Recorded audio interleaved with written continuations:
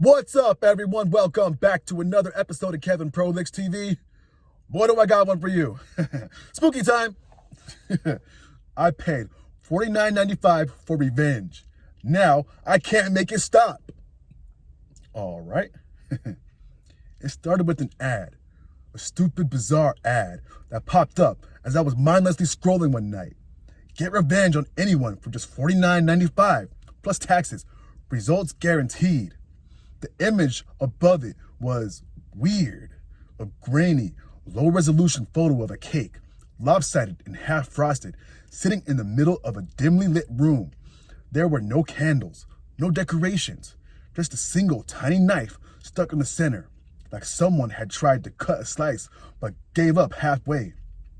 Below it, in bold red letters, "Start your 7-day plan today." I laughed, then clicked. I skimmed the fine print, something about escalating consequences and a series of pranks over 7 days to the nominated victim. Finality of contract. One line caught my eye. Recipient must be personally known to the sender. This includes in-person acquaintances, direct online communication, or individuals whose written words the sender has read.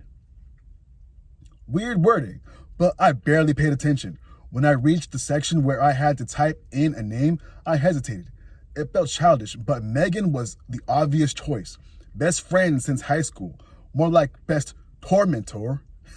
She had spent years making sure I always felt less than. Every insult disguised as a joke. Every eye roll when I spoke.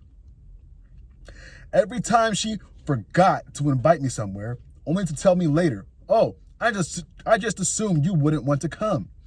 Still, something about actually typing her name felt final. As if I knew somehow that once I did this, I couldn't go back. I clicked submit. Nothing happened. No confirmation email, no pop-ups, just silence. I rolled my eyes and went to bed, convinced I just wasted my money. The next day, Megan fell down a flight of stairs between classes. She broke her wrist and sprained her ankle. I overheard her telling our friend group that she swore someone pushed her, but there was no one there. At first, I laughed it off. Megan was always dramatic, but later, alone in my dorm, a strange unease crept in. I did this? Didn't I? No, of course not. It's just a coincidence, right? The day after Megan's car swerved off the road, she said the brakes wouldn't work. The mechanic found nothing wrong. Thankfully, she wasn't seriously hurt, but she was badly shaken. I couldn't shake the heavy, sinking feeling in my gut. This was exactly what the ad promised. By day 3, Megan showed up to class wearing long sleeves. In the middle of a lecture, she pushed them up absent-mindedly, and I saw it. Deep, jagged scratches covering her arms.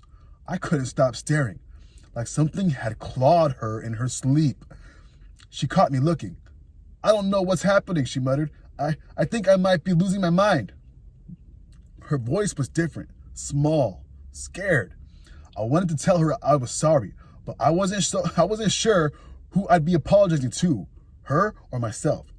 Day 4 passed. I passed by her dorm, and the door was open. People were gathered around, whispering. I peeked inside. Liar. Thief. The words were spray painted across the walls in jagged, erratic lines. Her roommate swore Megan hadn't left her bed all night. The door had been locked from the inside. Day 5.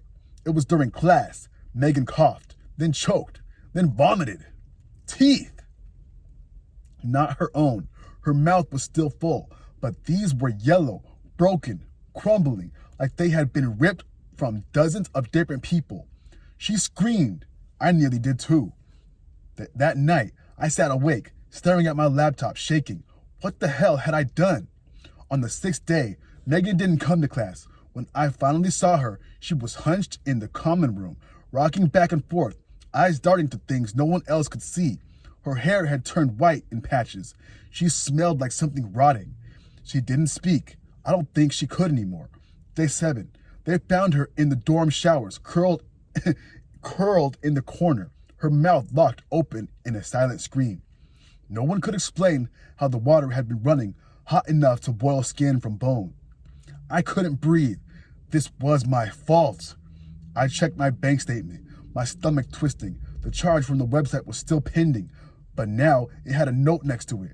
Payment in progress. Please nominate the next recipient. I clicked the transaction. The web page loaded.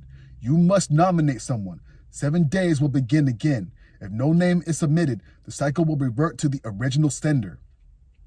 I felt cold all over. No. I shut my laptop, my heart slamming against my ribs. By the next morning, I woke up with a scratch across my stomach. Not just a scratch, letters. Tick tock. It was happening to me. I panicked. I had to pick someone. I wasn't ready to die. Megan wasn't the only one who had made my life hell. What about Olivia? She laughed at Megan's jokes. She made plenty of her own. I typed in Olivia's name. The cycle began again. I watched in horror as Olivia suffered. It started small, like Megan's had. A bad fall, weird scratches, then it escalated. By day 5, she was pulling long strands of black hair from her throat, sobbing. By day 7, she was gone. But the cycle didn't stop. Another charge appeared on my account. Another demand. Next recipient required. I ran out of Mean Girls. Then I nominated a professor who humiliated me in front of the whole class. Then a barista who sneered at me when I fumbled my order. Then a roommate from high school. Each time the cycle restarted. Each time I had to watch as someone else unraveled, teeth falling out, fingers bending backwards, rotting smells that clung to them even after they succumbed to their skin raw.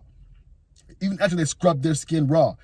Every death felt heavier. Every choice felt worse. And then I ran out of names. I stared at the empty box on the website.